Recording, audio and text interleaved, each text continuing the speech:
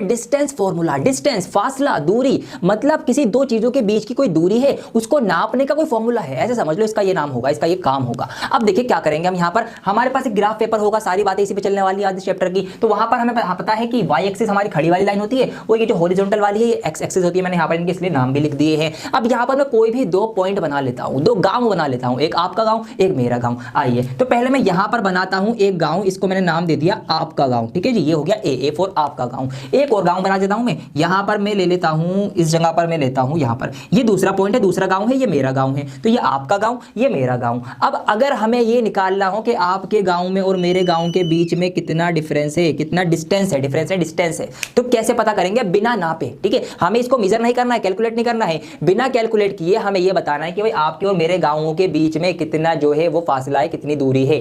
तो ये कैसे पता करेंगे? इसके लिए ही लगाया जाता है डिस्टेंस फॉर्मूला। फॉर्मूला क्या है? बड़ा ही खतरनाक सा फॉर्मूला है, लिखवा देता हूं पहले क्या फॉर्मूला है, आपको पता होना चाहिए। तो फॉर्मूला मेरे दोस्तों ये है, जैसे कि यहां पर अभी ए है, ए ये है एम, इसको निकालने का फॉर्मूला यहां पर मैं लिखता हूं। अगर हमें ए एम के बीच की दूरी निकालनी है तो वो इस तरह से निकलेगी, कुछ x2 माइनस x1 का whole square plus y2 minus y1 का होल स्क्वायर, इस पूरे का फिर अंडर रूट।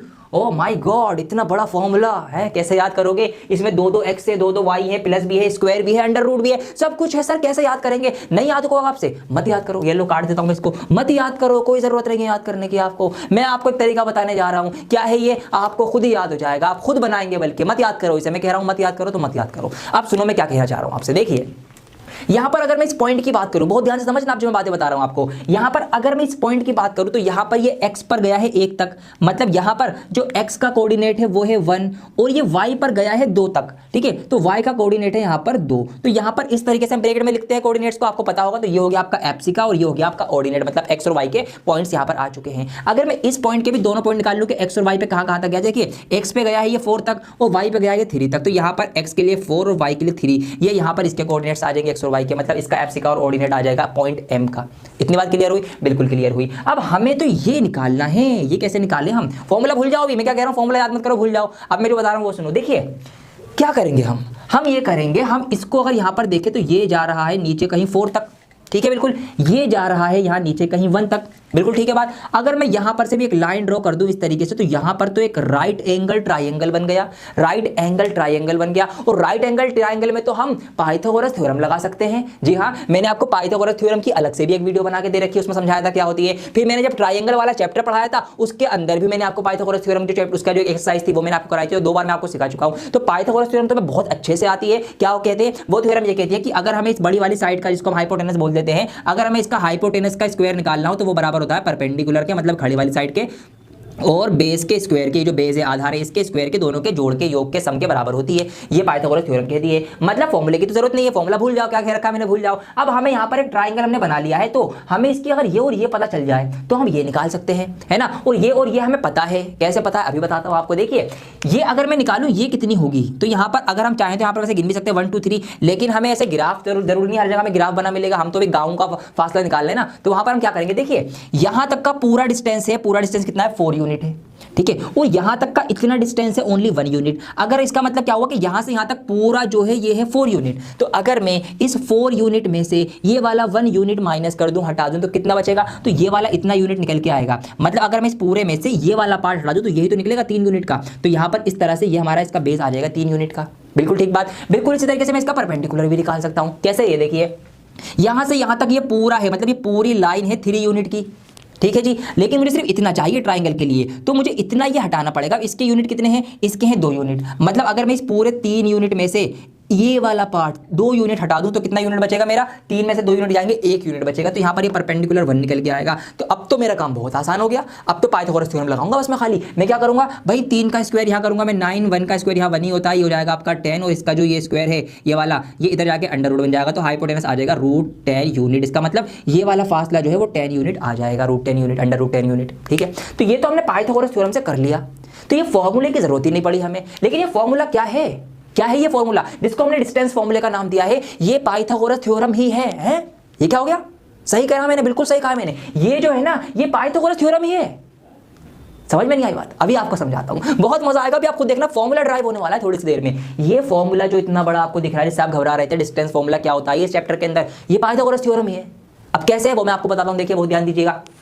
इसको मैं यहां से थोड़ा सा हटाता हूं। देखिए पाइथागोरस थ्योरम तो आपको पता है और ये फॉर्मूला है पाइथागोरस थ्योरम ही। अब किस तरह से वो मैं आपको प्रूफ करवा देता हूं, आप खुद अभी थोड़ी सी देर में ही बहुत सरप्राइज होने वाले हैं कि सर ये क्या सिखा दिया आपने, बिल्कुल नई चीज सीखने वाले हैं आप। देखिए क्या होता है यहाँ पर, ये फॉर्मूला क्या है, ये फॉर्मूला हमसे कह रहा है x2 - x1, ये करो। अब यहाँ पर ये x1 x2 क्या है पहले ये बता देता हूं मैं आपको। देखिए यहाँ पर हमने इसका पॉइंट जो दिए थे वो क्या दिए थे, 1 और 2 दिए थे। इसके जो यहाँ पर ये a जहाँ पर ये है पॉइंट, इसके जो ये पॉइंट है ये वाले, ये क्या है, ये 1 और 2 ही तो है, ठीक है। तो यहाँ पर मैं चाहे तो इस लाइन को हटा सकता हूँ, चलो ध्यान दे देता हूँ आपको समझने के लिए, समझाने के लिए। देखिए ये जो यहाँ पर ये पॉइंट ए है, इसके जो कोऑर्डिनेट है वो है 1 और 2, अलग से लिखता हूं मैं आपको समझाने के लिए। ये जो पॉइंट एम है हमारा, इसके जो कोऑर्डिनेट थे वो थे 4 और 3, x और y के 4 और 3 ये थे। अब यहाँ पर ये जो x2 और x1 है ना, ये इन्हीं पॉइंट को नाम दिया गया है। मतलब जो पहला पॉइंट है इसके जो ये वाले कोऑर्डिनेट आ गए x और y के, इनको x1 y1 बोल दिया। ये जो दूसरा पॉइंट है इसके जो कोऑर्डिनेट आ गए x और y के, इनको x2 और y2 बोल दिया। बस इतनी सी बात करी गई है। मतलब यहाँ पर ये दोनों जो है ये है आपके x1 और y1 और ये दोनों है आपके x2 और y2। इस तरीके से ये कुछ है। अब अगर मैं इस फॉर्मूले को ध्यान से देखूं, इसमें कह रहा है x2 में से x1 माइनस करो। मतलब x2 यहां पर क्या है, x2 है आपका इसका, ठीक है, ये है आपके x2 और y2। तो यहां पर x2 है हमारा 4, x2 कितना है 4 है, 4 में से 1 माइनस करेंगे, x1 माइनस करेंगे, कितना बचेगा 3 बचेगा, 3 बचेगा, इसका स्क्वायर हमने 9 लिखा था, ठीक है, 3 बचेगा, ये आ गया। अब हमसे कह रहा है प्लस कर दो, प्लस कर दो। हमसे कह रहा है y2 में से y1 माइनस करो, y2 में से y1, 3 यूनिट में से 2 यूनिट माइनस करें, कितना यूनिट बचेगा, 1 यूनिट बचेगा। तो ये आ गया 1 यूनिट। इसका मतलब क्या है, ये फॉर्मूला तो पाइथागोरस थ्योरम ही है, एक तरीके से समझ लो फॉर्मूला है पाइथागोरस थ्योरम का अल्ट्रा प्रो मैक्स लेवल, ठीक है, एक तरीके से समझ सकते हैं आप। तो ये पाइथागोरस थ्योरम को ही थोड़ा सा और डिटेल में, क्योंकि अब हमें ग्राफ पेपर का यूज कर रहे हैं ना, इस वजह से इसको बनाया गया है। देखिए बहुत ध्यान से। अब यहाँ पर मैं क्या करूंगा, अगर मैं इस फॉर्मूले के अकॉर्डिंग इसको सॉल्व करने चलूं तो यहाँ पर क्या होगा, x2 - x1, मतलब 4 में से 2, 4 में से 1 जाएगा, यहाँ पर 3 का स्क्वायर आएगा, ये आ गया, प्लस का प्लस आएगा, y2 - y1, y2 है हमारे पास 3, y1 है 2, तो 3 - 2 करेंगे हम तो 1 आएगा, डायरेक्ट 1 लिख देता हूँ मैं, यहाँ पर 1 का स्क्वायर आ जाएगा। अब इसको मैं खोलूंगा, 3 3 9, 1 1 1 होता है और इस पूरे का अंडर रूट है, तो यहाँ पर अंडर रूट भी लगाएंगे तो 9 और 1 कितना हो जाएगा आपका, ये अंडर रूट 10 आ जाएगा। तो वही चीज आ रही है, समझ में आ रही है बात, से निकालने वाले हैं। अभी तक हम क्या कर रहे थे, अभी तक हम ये कर रहे थे कि हमें कोई से भी 2 पॉइंट्स दिए जाते थे कि एक पॉइंट यहाँ पर है, एक पॉइंट यहाँ पर है, कोई से भी हमें 2 पॉइंट्स दे दिए जाते थे, कहीं पर भी हो सकते थे वो, मान लीजिए यहाँ पर कोई पॉइंट होता, तो इस तरीके से हमें 2 पॉइंट दिए जाते थे, उसको हमने ए और बी या पी या क्यू को हम कुछ भी उसको नाम दे देते थे और इसके पॉइंट्स को हम नाम देते थे, जैसे ये हो गया आपका x1 y1 और ये हो गए आपके x2 और y2 के पॉइंट। इतना हम करते थे, अभी तक हमने बहुत अच्छे से सीख लिया है इतना तो। और हम क्या करते थे, इनके बीच का ये डिस्टेंस निकालते थे एक फॉर्मूले का यूज करते हुए, जिस फॉर्मूले का नाम था डिस्टेंस फॉर्मूला। इतना काम हम कर रहे थे। अभी तक हम क्या कर रहे थे, हमें कोई से भी 2 पॉइंट दिए होते थे, उनके बीच का हम डिस्टेंस निकालते थे और उन पॉइंट्स के जो कोऑर्डिनेट्स हैं, इधर वाले पहले को हम x1 y1 मानते थे और दूसरे को हम x2 y2 मानते थे। इतना काम हम करते थे। अब क्या होगा, अब इसी कहानी को अगर हम थोड़ा सा और आगे बढ़ाएं, इतना काम हो गया, मान लीजिए अब नई बात शुरू हो, नई कहानी। उस कहानी के अकॉर्डिंग क्या हुआ कि हमारे पास 2 पॉइंट हैं, वो दोनों आपस में इस तरह से जुड़े हुए हैं, उनके ये कोऑर्डिनेट्स के नाम है। अब नई चीज क्या होने जा रही है, नई चीज ये होने जा रही है कि इस पॉइंट को इन दोनों पॉइंट्स से मिलाकर जो एक लाइन सेगमेंट बन रहा है, एक रेखाखंड लाइन सेगमेंट बन रहा है, तो वो क्या होगा, वो उसके बीच में अगर हम कहीं पर भी एक पॉइंट डाल दें, ये मैंने एक पॉइंट लगा दिया, जो लाइन सेगमेंट उन दोनों पॉइंट्स को मिलाकर बन रहा था, उसके बीच में मैंने कहीं पर भी एक पॉइंट प्लॉट कर दिया, जिस पॉइंट ने उस लाइन को ना 1:2 की रेशियो में अलग अलग तोड़ दिया, अलग अलग 2 लाइन सेगमेंट्स उसने बना दिए। समझो बात क्या है, ये पॉइंट यहां पड़ा, उसने इस पूरी ए बी जो लाइन सेगमेंट था उसको इतने हिस्से को अलग और इतने को अलग तोड़ दिया, किस रेशियो में 1:2 की, मतलब ये सिंगल हिस्सा ये डबल हिस्सा, इस तरीके से इसको तोड़ दिया। ये आपका है। तो हमसे अब ये कहा जाएगा कि भाई इस पॉइंट के कोऑर्डिनेट्स बताओ। इस वाले पॉइंट के हमें क्या बताने पड़ेंगे, इस पॉइंट के जो हमने लगाया है इसके आपको कोऑर्डिनेट्स बताने पड़ेंगे, ढूंढने पड़ेंगे। ये अब सवाल में आगे की चीज होने वाली है। तो बहुत सरल भाषा में अगर मैं इसको समअप करूं तो क्या होने वाला है कि जो लाइन सेगमेंट बन रहा था 2 पॉइंट को मिलाकर, उनके बीच में कहीं भी एक पॉइंट डाल दिया जाएगा, प्लॉट कर दिया जाएगा, जो पॉइंट उस लाइन सेगमेंट को किसी रेशियो में डिवाइड करेगा। किसी भी रेशियो में कर सकता है, 1:2 की में कर सकता है। मान लीजिए अगर पॉइंट बिल्कुल बीचों बीच में हो, इस तरह से लाइन सेगमेंट है, उसके बिल्कुल बीचों बीच में पॉइंट होगा, तो वो 1:1 की रेशियो में इसको अलग अलग कर रहा है, बिल्कुल आधा आधा बांट रहा है, 3:4 की रेशियो, किसी भी रेशियो में हो सकता है। तो हमें अब ये पॉइंट बताना पड़ा करेगा कि भाई ये पॉइंट के वो बताओ कोऑर्डिनेट्स के, इसके x और y पे क्या क्या पॉइंट्स होंगे, ये हमें बताना पड़ेगा। तो ये जो रेशियो होगी इसको हम नाम देंगे m1 m2। क्या नाम देंगे, m1 m2। ये जो रेशियो, जिस रेशियो में वो बीच वाला पॉइंट उस लाइन सेगमेंट को डिवाइड करेगा, उस रेशियो को हम m1 m2 नाम देंगे। ठीक है, इस पॉइंट का पहले वाले का x1 y1 है ही, उस वाले का x2 y2 है ही। एक फॉर्मूला बना दिया गया है जिससे हम इसके डायरेक्ट पॉइंट निकाल सकेंगे। मतलब फॉर्मूला लगाओ, सॉल्व करो और डायरेक्ट इस पॉइंट के ये x और y निकल के आ जाया करेंगे। बहुत मजेदार फॉर्मूला है। आइए फॉर्मूला लिख देता हूं आपके लिए। फॉर्मूला है मेरे प्यारे बच्चों, फॉर्मूला है आपका, जब आपको इसका x निकालना हो, बीच वाले पॉइंट का x का कोऑर्डिनेट निकालना हो, तो उसका निकालने का तरीका आपका होगा m1 x2 plus m2 x1। ठीक है, x1 यहाँ पे लिख दूंगा मैं। अगर आपको y का कोऑर्डिनेट निकालना होगा इस बीच वाले का, तो आप करेंगे same as it is m1y2 plus m2y1। ये आप इस तरह से लिखेंगे। मेरा m बिगड़ गया है थोड़ा सा, इसको मैं सही कर देता हूँ। यहाँ पे मैं m2y1 कर देंगे, ये हमें करना है। और इन दोनों के नीचे ही, इन दोनों के डिवाइड में ही हमें क्या रखना है, हमें m1 और m2 मतलब जो दो रेशो होंगी उनका हमें सम करके इनके नीचे लिख देना है। तो इस तरीके से आपकी x और y के पॉइंट जो है, जो कोऑर्डिनेट हैं, वो निकल के आ जाएंगे। यही है आपका सेक्शन फॉर्मूला, बस और कुछ नहीं है। समझ में आ गई बात? अब इसको याद कैसे करें, तो बड़ा ही मुश्किल सा लग रहा है। तो देखो पढ़ने में बहुत आसान है। आपकी शुरुआत होगी x का पॉइंट निकालना है पहले, तो इसमें सारा जो ऊपर होगा x होगा, इसमें y बिल्कुल नहीं होगा। तो कैसे याद करेंगे, m1 x2। अब इसका उल्टा कर दो, मतलब नंबर जो है वो उलट फेर कर दो। पहले 1 2 था, अब 2 1 कर दो, तो m1 x2 फिर m2 x1, m1 x2 plus m2 x1 हो जाएगा। और नीचे तो आपका m1 प्लस m2 रहेगा ही रहेगा, तो इसको याद करने की जरूरत नहीं है। बस फॉर्मूला याद रखो, m1 x2 plus m2 x1। Same ये चीज y के केस में होगी, तो x की जगह y हो जाएगा, m1 y2 plus m2 y1। इस तरीके से आपको याद रखना, दोनों के नीचे ही आपका m1 m2 है ही। ये फॉर्मूला, इसको नोट कर लीजिए। अब सवाल कैसे बनेंगे, देखिए पहला सवाल आप देखेंगे तो बिल्कुल ऐसे होगा कि आपको 2 पॉइंट दे रखे हैं, उनके बीच में किसी पॉइंट ने किसी रेशो में जो है वो डिवाइड कर दिया है, तो वो पॉइंट के हमें x और y के कोऑर्डिनेट्स बताइए। ये हमारे सवाल होंगे, इसमें यही करने वाले हैं। तो आइए देखिए किस बात के, फॉर्मूला नोट कर लीजिए और समझ लीजिए। अब स्टार्ट करने जा रहे हैं एक्सरसाइज नंबर 7.2 का क्वेश्चन नंबर 1।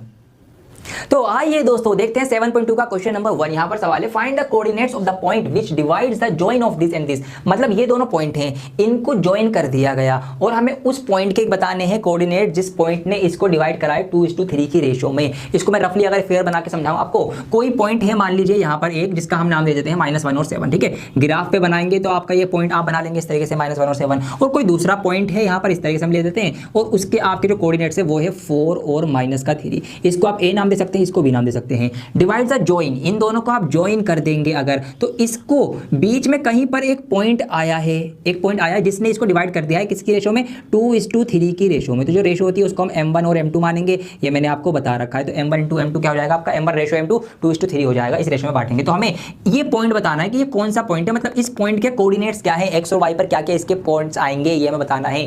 ठीक है जी, आइए करते हैं। तो डायरेक्ट फॉर्मूला लगा देते हैं। देखिए क्या क्या चीज़ हमारे पास है, ये हमने x1 और y1 मान लिया, ये हमने x2 और y2 मान लिया, ये हमने m1 और m2 मान लिया है। ठीक है, लिख देंगे सारी चीजें आपके, लेट ठीक है, a be the point this, और ये हमारा दूसरा पॉइंट होगा, b पॉइंट होगा, और वो हमारा रेशो होने वाली। फॉर्मूला लिख रहा हूं डायरेक्ट में। यहाँ पर फॉर्मूला क्या है आपका, x का कोऑर्डिनेट निकालने का फॉर्मूला है आपका m1 x2 plus m2 x1 upon में आपके m1 प्लस m2 तो रहेगा ही, ये आपका x का कोऑर्डिनेट निकल जाएगा। इससे y का निकालेंगे तो m1 y2 plus m2 y1, इसके अपॉन में भी m1 प्लस m2 रहेगा ही। ठीक है, कोई दिक्कत वाली बात नहीं है, बस देखने में ये बड़ा है लेकिन बहुत आसान है। अब बस इसके अकॉर्डिंग आपको वैल्यूज पुट करके रखनी है। इनके बीच में यहाँ पर मल्टीप्लाई है। ठीक है, आइए मल्टीप्लाई में आप इसको करेंगे, m1 इंटू x2 करना है आपको। तो m1 इंटू x2, 2 चौक 8, यहाँ पर आप कर देंगे 8, ये प्लस का प्लस आया। m2 इंटू x1, यहाँ पर 1 भी आएगा, m2 इंटू x1, तो m2 इंटू x1 मतलब 3 एकम 3, माइनस का 3 आएगा क्योंकि माइनस का 1 है। ये हमारे पास ऊपर मल्टीप्लाई होगा, देखा कितना छोटा हो गया सवाल। m1 m2 यहाँ पर नीचे रहेगा, मतलब दोनों रेशो की प्लस दोनों रेशो का अनुपातों का योग, तो 2 और 3 होते हैं आपके 5, ये लिख दिया।